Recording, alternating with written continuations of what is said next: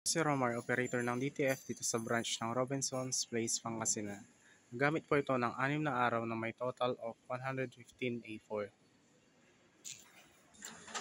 Ito po ang printer head. Ang huling palit po nito ay noong January 31, 2025. Capping na may 80% good condition pa po.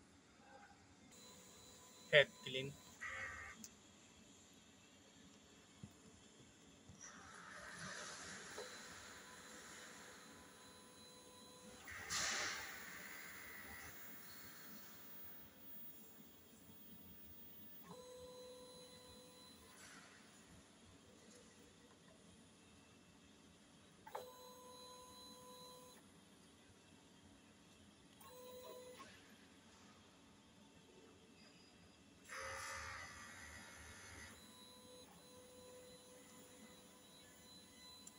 Punasan ng wiper after ng head clean.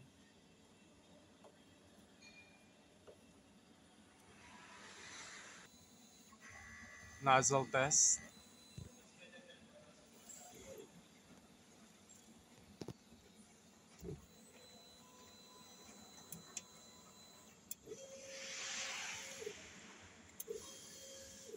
Kompleto naman. Ink system, tama lang ang level. Waste tank na linis noong October 11. Ito po ang AVR. Ground wire.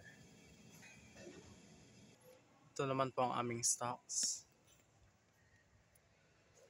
Used and unused. Ito naman po ang aming nagamit. Yan po ang aming output. Ang daily checklist.